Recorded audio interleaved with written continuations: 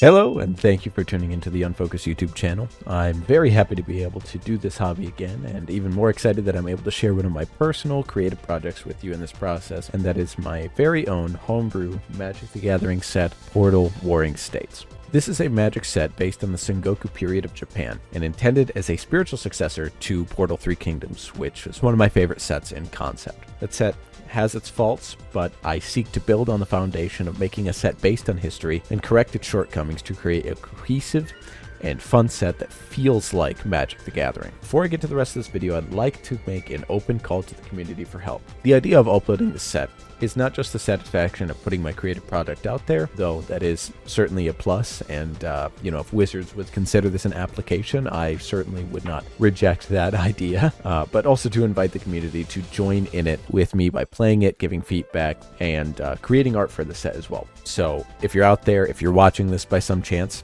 and if you have a talent for it, I would greatly appreciate if you joined in on this with me for anything, for playtesting or for creating art for these cards. I'm not good at art. I don't have anybody around me that shares this interest, so I would absolutely love if there would be anybody that's as passionate as I am to do something about it. AI is very controversial in the creative space, and I wanted to completely refrain from using anything of that sort. That's where I'm at this crossroads, where all the cards in my set really just have no art. Now in this video, I might have some placeholders, and for the most part, it might be something that already shows up in pop culture, like I know that some of these figures are in Samurai Warriors or Neo or something like that, or maybe just a classical portrait of these actual people. If for any reason you are interested into submitting art for any of the cards that are in the set, please submit it to the email that I leave below. That is unfocusedyt@gmail.com. Again, please go ahead and submit any art that you have,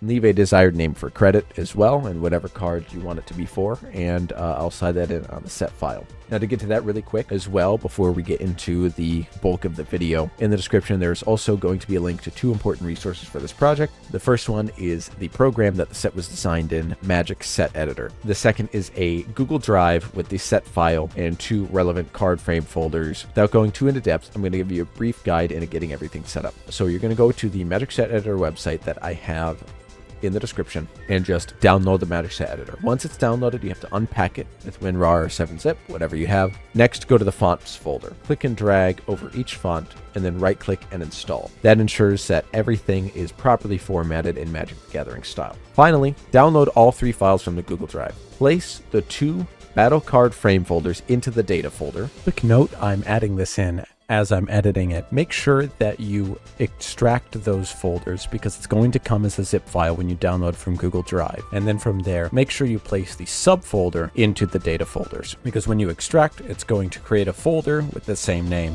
which also contains a folder with that same name. Just make sure that the resulting folder that gets put in the data file has all the images and everything within it directly.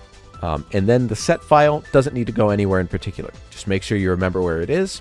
And then once the program asks you to open a set file, just select that, and that's it. It's all set up. Now, to get to the actual bulk of the set. So first, I wanted to start by talking about the design philosophy of the set. One of the major hurdles of basing a set on real life in any capacity is making it still feel like magic. For that, I decided to work under a magical realism approach, meaning I used aspects of historical embellishment and some instances of pop culture influence to create a more diverse set of creature types and mechanics. Much of this can be seen with regards to titles some people gained when they became more renowned. For example, the legendary creature Shingen the Strong. Takeda Shingen ruled over the province of Kai and was renowned for his strategic prowess. Over time, he gained the moniker, the Tiger of Kai. Because of this, his card is the cat creature type, in addition to being a samurai. It breaks the monotony of having a set full of humans and gives room for some artists to create a more magical piece for the card. Looking further into the card designs, there are a few important aspects that might otherwise go unnoticed. Something I really tried to focus on was ensuring cards interacted well with each other in regards to flavor, and that some cards would be able to be played under the same colors as other people they served under or with in real life. This isn't super important for the mechanics of the set, but it's very important for the set's flavor and making it consistent. To visualize this, let's take a look at Shingen the Strong again, along with his partner, Kenshin the Wise. These two were legendary rivals of the time and had a number of clashes, namely during the battles of Kawanakajima. During these battles, it is said that Kenshin himself broke through the front line and took a swing at Shingen, who deflected the strike with his Gunbai. To embody that, I wanted the cards to have power toughness totals that would clash when they hit each other, so I made Shingen a 1-3 and Kenshin a 2-2. And further, those who fought for them, like their successors or other prominent warriors, exist within their color. The goal is consistent throughout the whole set. Now, in regards to Shingen and Kenshin specifically, them having partner while being rivals might seem like a bit of a weird choice, but this is kind of playing on that pop culture influence of their relationship. This idea that they had a great respect for one another and often fought almost as friends, trying to test each other. And that's where the idea of partner comes in. While they're always going to be on the same field as each other, this idea of like them clashing is still relevant for the flavor of it, in my opinion. I just figured I should, after giving that background, talk a little bit about why they might be partners when they were rivaled against each other for the most part. I also want to make a small note here about the names on the cards. Some names with the title could only fit one name, either the given or family name. In Japanese tradition, it is proper to state the family name first. However, to maintain consistency, I elected to write the names in English order. This prevents any confusion regarding related figures, especially if the card titles don't allow for anything more than one name to be given. One of the best parts about this period of history is the sheer amount of important figures, with rich backgrounds to draw inspiration from. But with that comes a lot of legendary creatures and cards that rely on other legendary cards. Because of that, and because of the nature of the time period, with a lot of the focus on the military leadership, I decided to make the set with a commander focus. Commander focus sets are perhaps a bit taboo in the modern Magic the Gathering scene, but this isn't just a decision I made for the sake of popularity. I truly feel like it is the best way to design the set in adherence with the history it's being drawn from. Being commander focused lets me stretch the designs of some cards that needed it to focus specifically on a commander as a distinction, but this doesn't stretch too far in my opinion. Again, the full set is linked below, so you're going to be able to go over everything, even if I don't get to it in this video. Ordo Warring States is built around 5 3-color combinations. Each color combination has its own design focus, a new mechanic to pair along with it, and a commander which uses or benefits from those mechanics. In this section, I'm going to show you the commander for each color combination, talk a little bit about the design philosophy regarding their colors and mechanics, describe the focus of those colors, and give you a brief explanation of the mechanics that go along with them. First is Mardu Combat Control. The combination of red, white, and black focuses heavily on forcing combat out of your opponents to leave them wide open for a counterattack, gain benefits from being attacked, or take out key threats that are forced to attack with your blockers. The new mechanic for this archetype is Taunt. Taunt itself is a keyword that primarily only exists in black and red, whereas white seeks to benefit from it. Taunt is a keyword similar to Goad, with one small change in function. When you taunt a creature until your next turn, that creature must attack each combat if able, and must attack you if able. This mechanic was one of my favorites when working on this set, and it's one of the oldest which survived 2 full rewrites of mechanics. The beauty of it is in its simplicity. It takes a simple concept from an existing mechanic and makes a small change that drastically changes the concept overall. You might wonder, why would I want something to attack me? The answer to that is here in the card designs, and in a few that already exist in Magic as it is. By forcing creatures to attack you, you can force triggers on cards like Cunning Rhetoric, or new cards to the set like Price of Ambition. Further, forcing creatures to attack you lets you have full control over how creatures are blocked and which creatures die. The face for this color combination is Hideyoshi, the Shining Sun, a legendary planeswalker who can actively taunt with one of his abilities, and who benefits from creatures you control, killing your opponent's creatures with his passive. Hideyoshi Toyotomi takes the white and black colors from another card in the set, his former lord, Nobunaga Oda. As one of his 2 major successors, and the first to unify Japan in his time, he was an obvious choice for a commander, and expanding on Nobunaga's colors felt like a natural and logical choice. As for red here, not only does it fit well with the focus of the taunt mechanic, but it properly encapsulates who Hideyoshi was as a person and a leader. When Nobunaga was betrayed and ambushed by one of his retainers, Hideyoshi was the first to rush to avenge his death. He abruptly arranged an end to an active war he was engaged in to do that. The taunt mechanic also fits his military style. Hideyoshi was no stranger to psychological warfare, and overall, he was a great strategist who was often able to provoke the responses he desired from his enemies. With all of that in mind, I think red fits nicely on this card. Next is Esper Thief. As the title implies, this color combination is built around stealing permanents from your opponents, primarily in blue and black, while white has some temporary donation effects that synergize with the strategy as well. It's pretty simple to understand, and these are well-established concepts in card design. To pair with that, this archetype has a supporting pseudo keyword in Forsake. Forsake is a pseudo keyword, which, if you don't know, means that it is a triggered ability word that precedes a triggering effect that the keyword specifies. Think of something like Enrage. When you see Enrage on a card, you know before reading that the effect is triggered by taking damage. Forsake is used for any triggered ability that triggers from a creature changing controllers. This can either mean it triggers from that specific creature changing controllers, or from a creature changing controllers in general. There is some variation in the triggering effect in that regard, but it's all united under the same base concept. This design came about later when I started consolidating the ideas of the set and custom mechanics. When I knew Esper had a theme of taking and giving permanents, this felt like a natural supporting effect that let me add a new element to the game. Now these triggers do have interesting rules implications, and I'll try to clarify what I can here. When a creature with Forsake changes controllers, the new controller will control that ability. This may not always be relevant, but it is important to take note for when it is. The reason this happens is because the trigger isn't added to the stack until after the effect that causes the change of controllers has fully resolved. The trigger is added to the stack after they change controllers, and then everything proceeds there as normal. The face commander for this color combination is Ieyasu, the Breath of Peace. Similarly to Hideyoshi, Ieyasu gets black and white from the colors of his former lord, Nobunaga. Ieyasu Tokugawa was the next person to unite Japan after Hideyoshi's death, and the final person to do so before the end of the era. He was a far more reserved strategist, always keeping his cards close, playing the political game very patiently. His loyalty resided wherever it was best fit, and he would often seek the loyalty from generals within his opposition as a means to win wars decisively. This is most prominent during the Battle of Sekigahara, when Ieyasu made an agreement before the battle with Hideaki Kobayakawa and his men. They would defect against the Western Army. It resulted in a decisive victory for the Tokugawa, and it marked the end of the Warring States period. With all this in mind, blue felt like a perfect fit for Ieyasu as the patient commander and someone who liked to shift the loyalty of others. Next is Temur equipment. With the basis of the set, a lot of equipment and equipment-focused cards naturally came from the design process. There are a lot of places to draw inspiration from for new equipment, and particularly cards which focus on equipment, like this archetype's commander, which I'll get to later. I had already cemented the idea of Temur equipment and was well into the set's development when I decided I needed to rewrite my mechanics. This set went through a few redesigns until I got there. Obviously, you've heard me mention a few times that mechanics had to be cut in this process, and I think that's natural.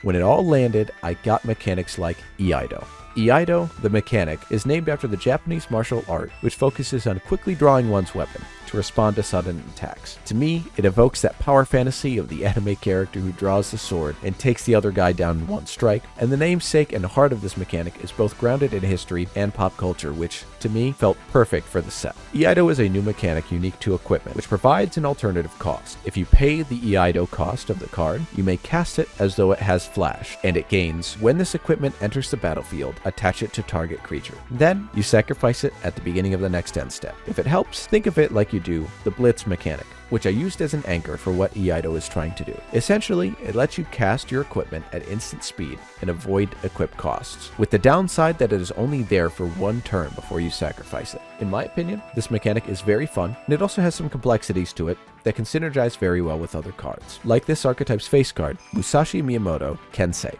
Musashi Miyamoto is a renowned duelist and weapons expert from the time period this set is based on. Many stories exist of duels, the most known of which is his duel with Kojiro Sasaki. He didn't fight for a lord and didn't take part in major military conflicts, which drew me to Temur for his colors as a representation of his untamed nature. This went on to inform my perception of green in the set with regards to design philosophy. Green, through cards like this, I made to represent independent forces like Musashi, as well as neutral forces in the ever-present wars of Japan at the time, such as the Mori and Hojo, which I'll get to later, that held many isolationist policies and prioritized holding and developing their own land rather than expanding it with conflict.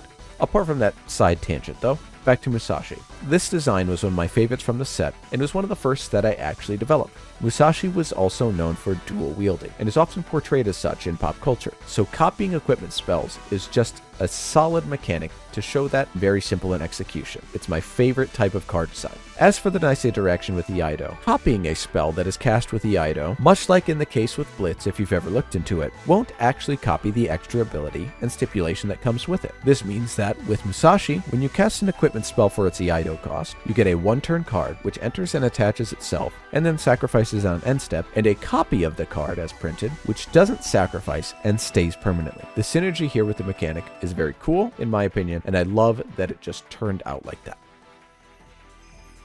Next is Naya Fight.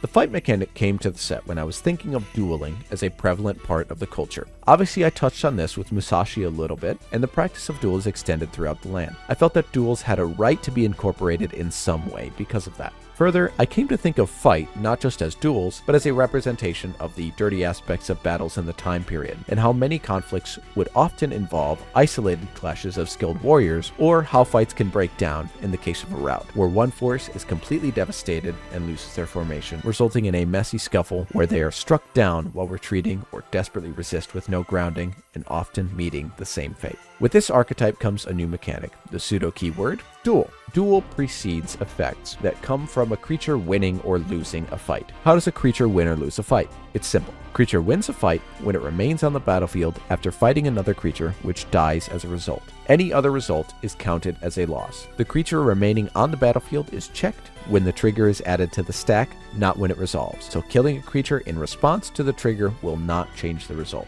My explanation makes it seem a little more complicated than it is in practice, which I'm certain most people understand when hearing this. Also, as a side note, there is a digital-only card that uses this concept. This mechanic is similar in idea, but this is a bit more fleshed out and made for paper magic. The face card for this mechanic is Motonari, the Beggar Prince. Motonari Mori was a brilliant strategist who precedes many of the events of the time period that this set is built around, but nonetheless he is worthy of a spot, someone who had major impacts slightly preceding some of the events of the set, but on the Mori clan as it continued without him. This card's mechanics are designed around his decisive victory at the Battle of Miyajima, when he lured his enemy into an unsecure position, distracted his enemy to hide his main force from their sights, and devastated them as a result. This is the kind of card I think perfectly encapsulates the second idea of what fight stands for in this set: a targeted strike, a decisive rout, and the messy fight that follows.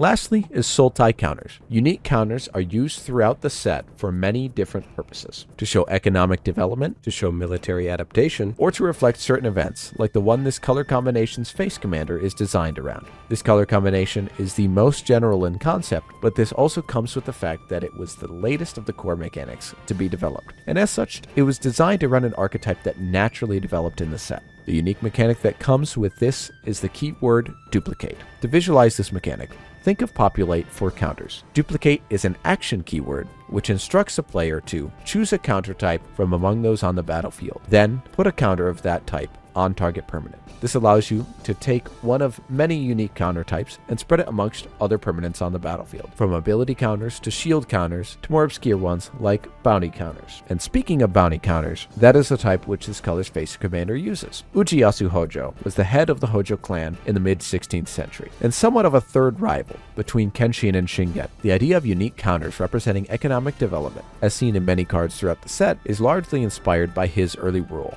where the Hojo clan prioritized development and became an economic stronghold in their region. His focus on gaining information with the use of ninja and acting on that when faced with military conflict is based around the events of the siege of Kawagoe Castle. Ninja spies informed the Hojo forces of Kawagoe Castle and the relief force led by Uchiyasu Hojo that the attackers had grown complacent in their overconfidence in victory. In coordination with that information, the relief force and the castle's defending forces enacted a night raid on the attacking Uesugi, which killed the enemy commander and foiled the siege.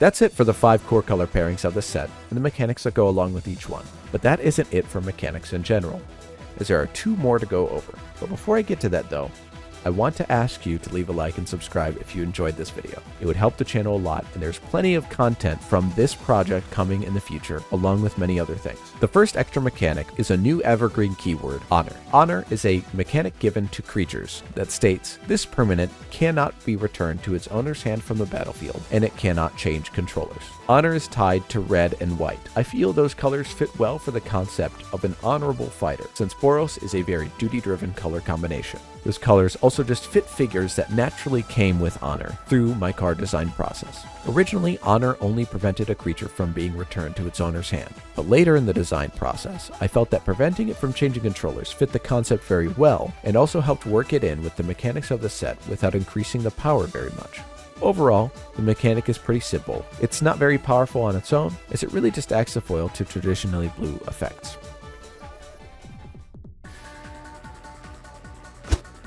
The last new mechanic introduced in Portal Warring States is a new battle subtype, Campaign. Battles, at the moment, only have one subtype, Siege, and that subtype is what defines how the card functions. With battles being something I wanted to use a fair amount in the set, I decided to create a new subtype to make battles more unique and appealing. A campaign is a battle which doesn't transform, so these are the first true battles in Magic. Think of campaigns as a hybrid between a battle and a saga. A campaign has a list of triggered effects each time the number of defense counters meets or falls below that number. If it started with a number that's higher, the triggered ability happens. Once it reaches 0, you get a final triggered ability and put it into your graveyard. Much like sagas, the tracking of defense counters for the triggered abilities is determined based on the amount it starts at before the damage. So if it takes damage and falls below a threshold, and then you proliferate it above, you can trigger that ability again by damaging it to or below that threshold once more. I loved working with this, and I feel like it really freshens up the design space for battles. The concept of it being a campaign, as in a series of battles in a larger war, lends itself well to the card design and is accurately portrayed by the descending list of triggers, each of which represents a battle or a moment from a battle within a series. Campaigns were the last addition to the set as far as mechanics go, but it's definitely one of my favorites that I've added.